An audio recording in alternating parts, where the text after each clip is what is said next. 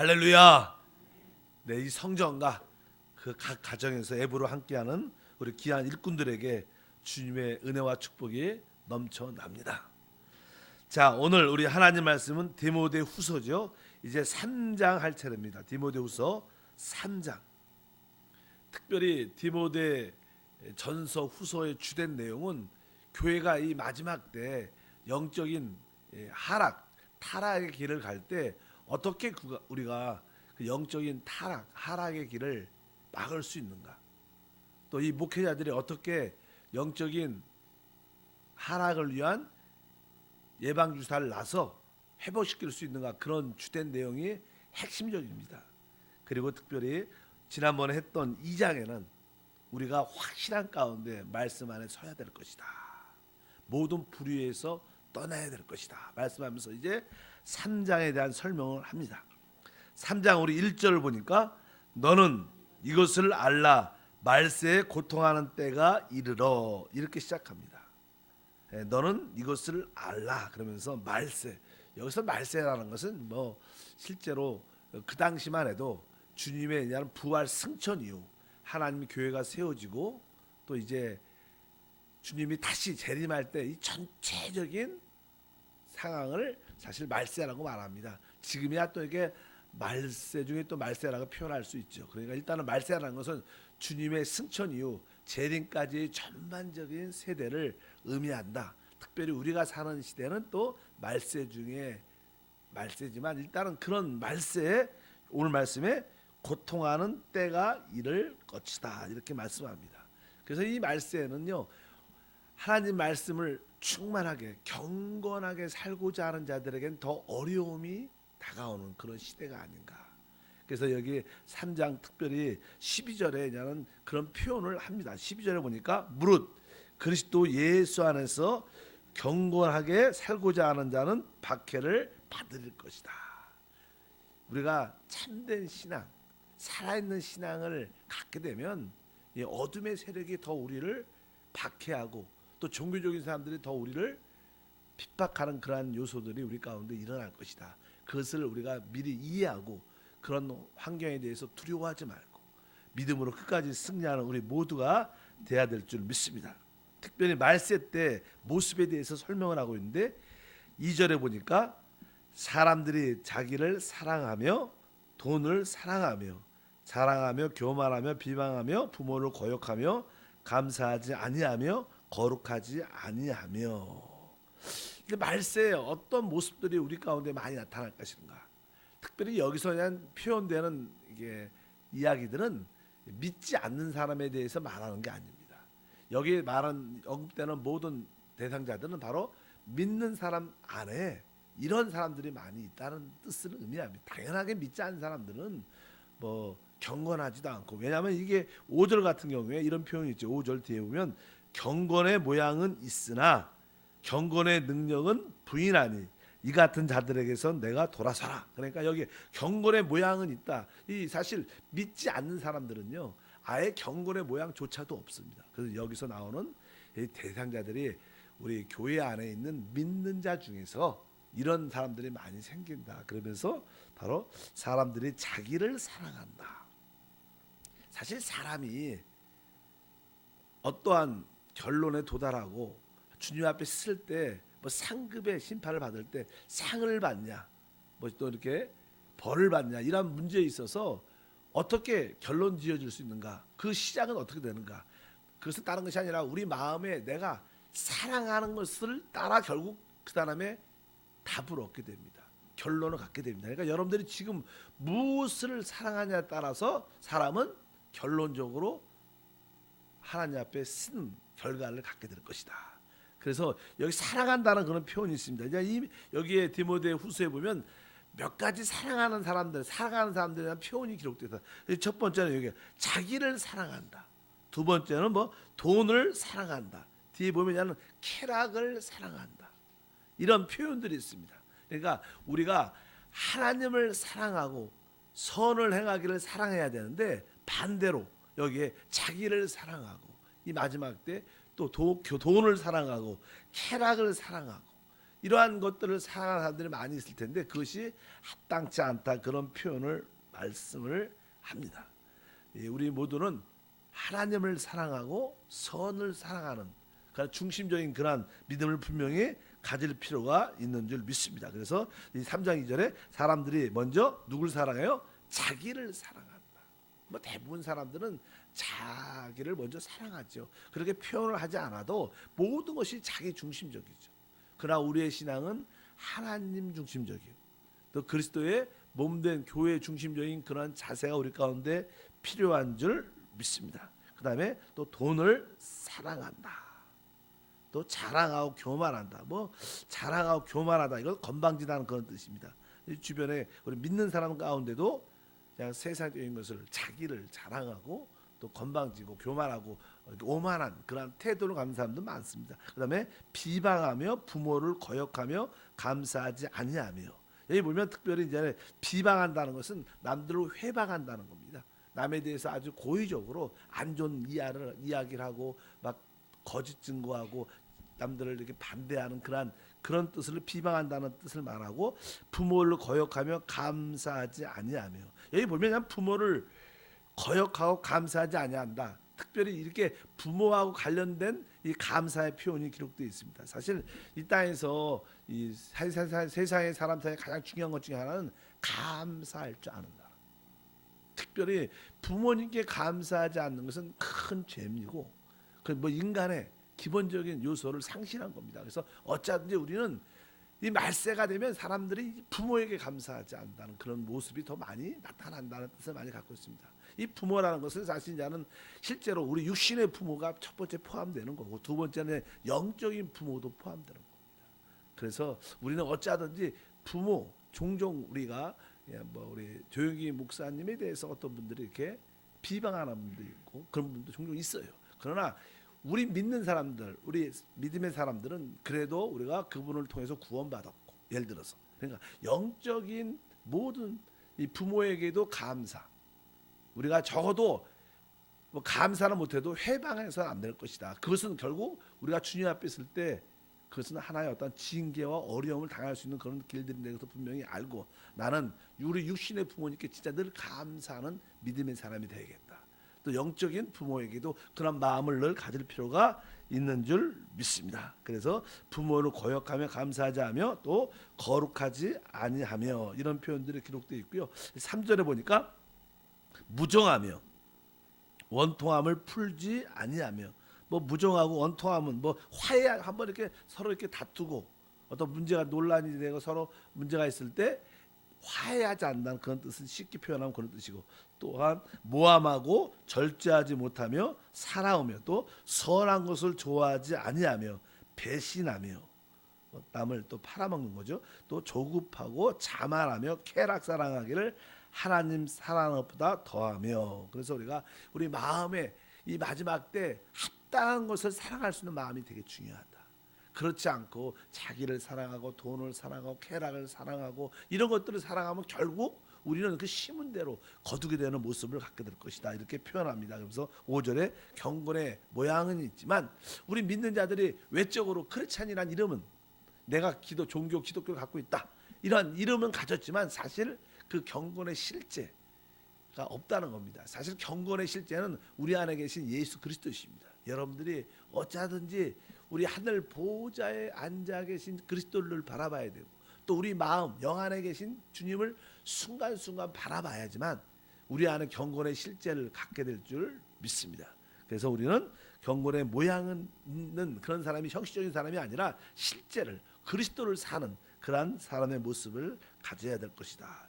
6절과 7절에 보니까 그들 중에 남의 집에 가만히 들어가 어리석은 여자를 유인하는 자들이 있으니 그 여자는 죄를 중히 짓고 여러 가지 욕심에 끌림 받아요. 7절 항상 배우나 끝내 진리의 지식에 이룰 수 없느니라. 특별히 7절 말씀에 보면 항상 배우나 끝내 진리의 지식에 이룰 수 없다. 이런 표현이 기록되어 있습니다. 이 시대가 좀 그런 시대죠. 많은 사람들이 설교를 듣고 또 성경 공부를 하고 수없이 듣지만 변화되지 않습니다.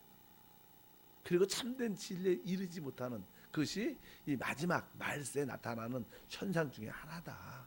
요즘만큼 많은 기독교 방송이나 또 많은 설교를 들을 기회가 많죠. 실제로 많이 듣기도 합니다. 그래서 요즘엔 뭐 기독교 라디오 방송이든 집에 있을 때는 기독교 방송이든 수없이 틀어놓고 있지만 결국 참된 진리에 이르지 못하고 듣긴 들었지만 우리에게 참된 변화가 없는 그런 시대가 아닌가. 그래서 여기 보니까 항상 배우나 끝내 진리의 지식에 이룰 수 없다. 그래서 우리가 신앙에서 말씀에서 오직 그리스도와 교회에 대한 올바른 인식을 다 붙잡고 주님을 섬겨야 참된 진리 안에 도달해 하나님의 놀라운 은혜와 축복을 마음껏 누리는 우리 모두가 되어야 될 줄 믿습니다. 8절에 보니까 얀네와 암브레가 모세를 대적한 것 같이 그들도 진리를 대적하니 이 사람들은 그 마음이 부패한 자요 믿음에 관하여 버림을 받은 자들이라. 이렇게 말하면서 여기 특별히 뭐 얀네와 암브레 이런 두 사람의 이름이 기록되어 있는데 사실 뭐 유대 전통에 의하면 아마 모세가 이제 이스라엘 백성들을 이렇게 바로 앞에서 이끌어내고자 이렇게 고백하고 선포할 때 바로의 어떤 술객들 사람 중에 이런 두 사람이 있었다 이렇게 보통 전통에 내려옵니다. 뭐 성경에 이 사람 이름 찾아보면 다 구약이 안 나옵니다. 그러나 아마 유대 전통에 뭐 유대인들 전통에 들어보면 아 그때 바로를 따랐던 술객들이 모세를 대적했던 그런 사건의 한 사람들이다 이렇게 표현을 합니다. 그래서 그들이 진리를 가장 대적한 사람들. 모세가 어떤 기적을 행하면 그들도 기적을 행하고, 그러나 그들의 기적은 사망의 죽음에 이르는 기적이고 우리는 살리는 기적인 줄 믿습니다. 사실 사람이 죽는 것도 어떻게 보면 기적이죠. 그러나 우리 하나님의 기적은 살리는 기적입니다. 뭐 지팡이를 던졌는데 어떻게 됐어요? 우리 뱀이 됐는데, 또 바로의 술객들도 예를 들어서 지팡이를 던졌는데 뱀이 됐어요. 그러나 모세가 던진 뱀이 그 술객들이 던진 뱀을 삼켜버렸다는 표현도, 그러니까 바로 우리의 생명이 사망을 이긴다는 겁니다. 뭐 사망도 하나의 기적이죠. 보통 사람들은 잘 안 죽는데 특별히 죽었다는 것은 기적 중에 기적이지만, 그러나 우리 예수의 기적은 생명의 기적이고 마귀의 기적은 사망의 기적입니다. 그런데 우리 마귀의 기적 사망은 바로 생명에 의해서 삼킴바 되고 다스려진다는 것을 알고 우리는 최고의 기적인 예수의 생명을 가지고 있는 줄 믿습니다. 모든 것을 살리는 그런 역사가 우리 안에 함께할 것이다. 9절에 보니까 그러나 그들이 더 나아가지 못할 것은 저 두 사람이 된 것 같이 그들의 어리석음이 드러날 것입니다. 그러면서 항상 이 이단의 잘못된 경건의 모양만 쫓는 이런 사람들은 결국 실패하게 될 것이다 이렇게 강하게 말씀합니다. 그러면서 바울은 이제 디모데에게 어떻게 이 마지막 시대에 이러한 모습에서 벗어나게 할 수 있는가, 특별히 바울은 디모데에게 강하게 이렇게 언급을 해주는데, 이제 10절에 보니까 나의 교훈과 행실과 의향과 믿음과 오래 참음과 사랑과 인내와 이런 표현들이 기록되어 있습니다. 그러니까 이제 교회 안에 영적인 타락의 모습이 있을 때 이제 바울은 디모데에게 너는 나의 교훈, 즉 나의 가르침을 잘 따라야 된다.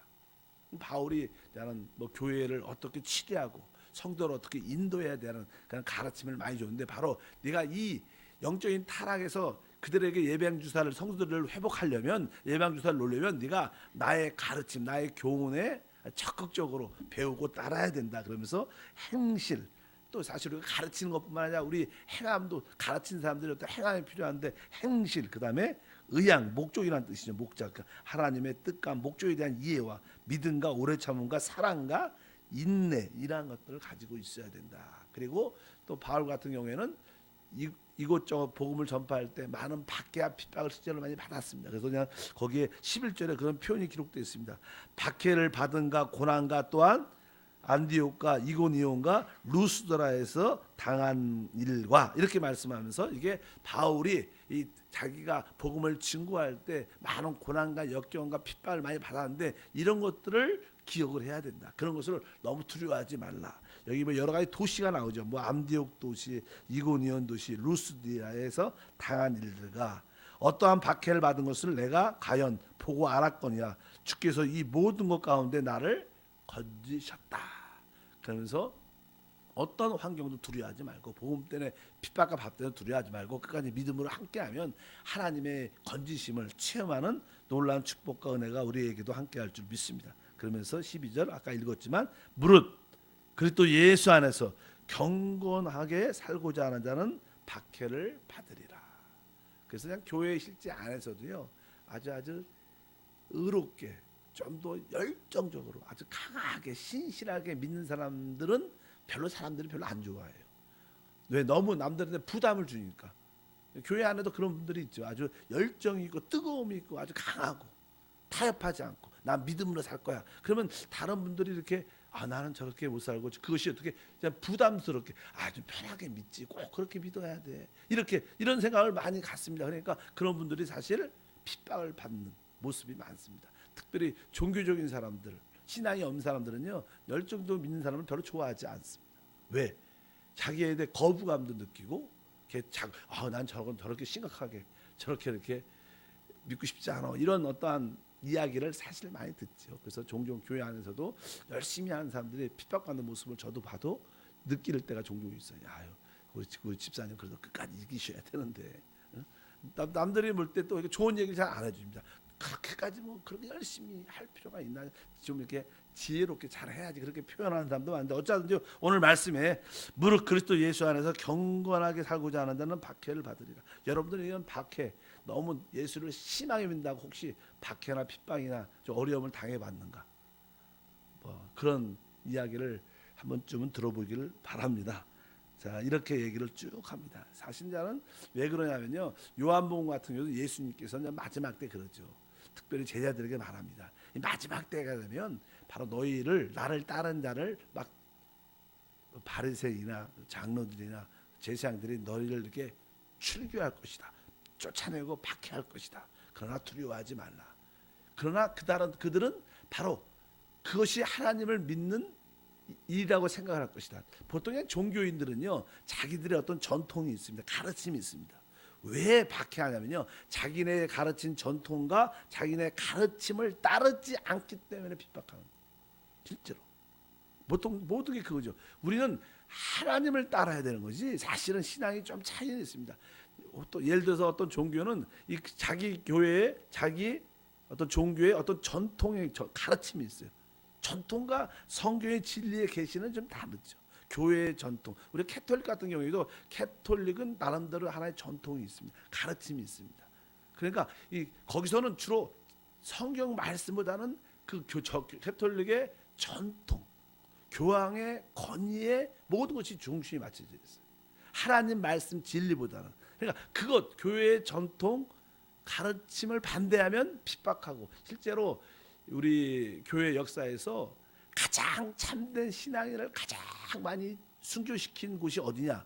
캐톨릭이라고 보통 교회사적으로 말합니다. 왜? 신실한 자, 나름대로 하나님 말씀을 바로 믿고, 그것이 곧 그들이 볼 때는 교황을 대적하는 것이고, 자기의 캐톨릭을 대적하니까 결국 그들은 이단이고 그들은 사단이고, 그래서 많은 사람이 참되게 순교했죠. 최고의 순교자는 믿지 않는 사람들이 아니라 바로 종교가들이었다. 우리는 종교를 갖는 게 아니라 살아있는 하나님을, 그분의 계시의 말씀을 따라 섬기는 우리 모두가 되어야 될 것이다. 그래서 마지막 때 종교적인 사람들이 많은 사람들을 핍박할 것이다. 마지막 때 13절이죠. 3장 13절 마지막으로 악한 사람들과 속이는 자들은 더욱 악하여져서 속이기도 하고 속기도 한다. 이렇게 보니까 이제 마지막 시대가 되면요, 여기 말씀에 있잖아요, 악한 자들은 더 악해지고 속이는 자는 더 속임을 당하고 속이기도 한다. 이것이 타락의 결론이죠. 점점 악해지고, 그러나 거룩해지는 사람은 점점 거룩해지는 그런 모습을 갖게 될 것이라고 말씀을 합니다.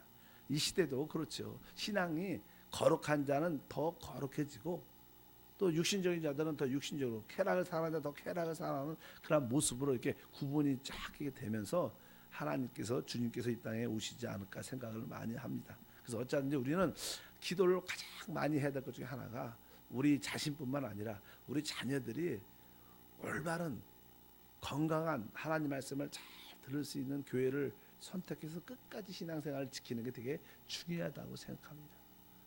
내가 듣고 싶은 내 길을 이렇게 가려움을 긁어줄 수 있는 그런 메시지가 아니라 진짜 성경의 말씀이 있는 대로 하나님의 말씀을 따를 수 있는 그런 교회를 잘 택해서 자녀들과 함께 끝까지 믿음을 지키는 것이 최고의 축복이라고 생각합니다.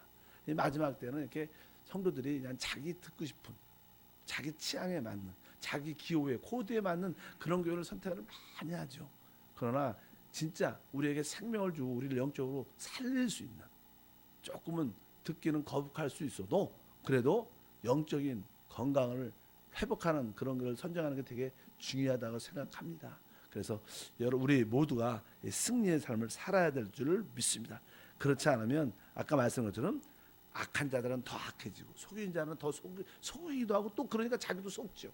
그런 모습이 많이 우리 가운데 나타날 것이다. 이것이 말세 고통하는 때 이러한 고통이 우리 가운데 많이 나타날 것이다. 여러분들이 끝까지 믿음으로 승리하길 주님으로 축복합니다. 하나님 감사.